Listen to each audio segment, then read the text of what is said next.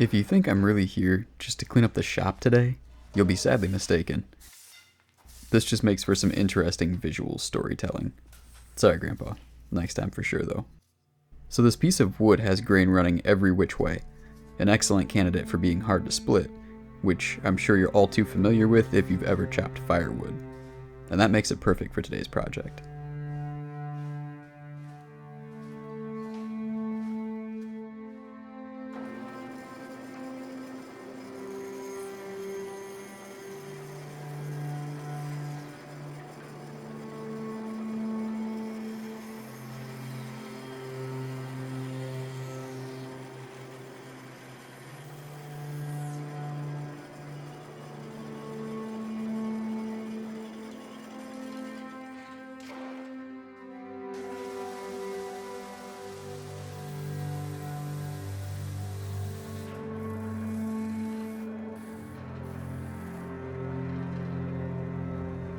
This handy little tool that I'm making is something I learned about years ago from my grandfather.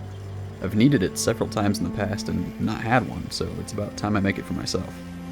Essentially, it's just an ultra stubby screwdriver. You can buy them if you want to, but why not make one? All you really need is a piece of scrap wood and a driver bit. You can shape the handle however you like, but triangular shapes will give your fingers good purchase when tightening fasteners. Then you simply drill a hole into the handle that's slightly smaller than the flats of your bit. How undersized depends on how tight you want it to fit. I'm making one permanent one and one not. I'd suggest drilling all the way through another piece of scrap wood for testing retention. Then you can hammer the bit back out.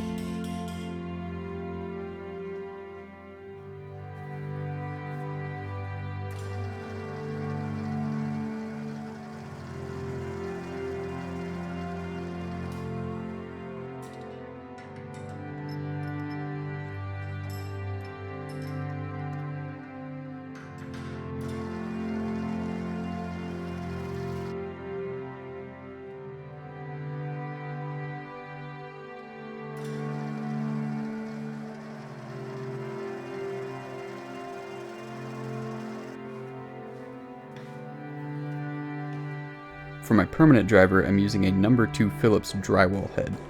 It's just one from my junk drawer that came in a box of screws.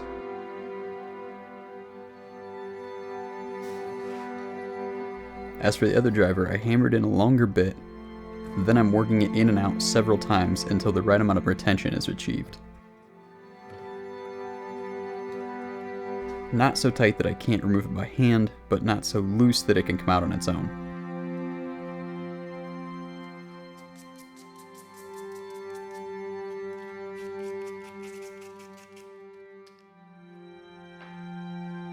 And that second driver is perfect for fitting in my bit box. That way I always have it when I need it.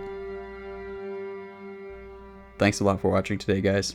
Please give me a thumbs up if you like this video, and if you would, leave me a comment and let me know if there are any other tools you'd like to see me make. I'm thinking a wooden mallet may be next on the list. Catch you again soon.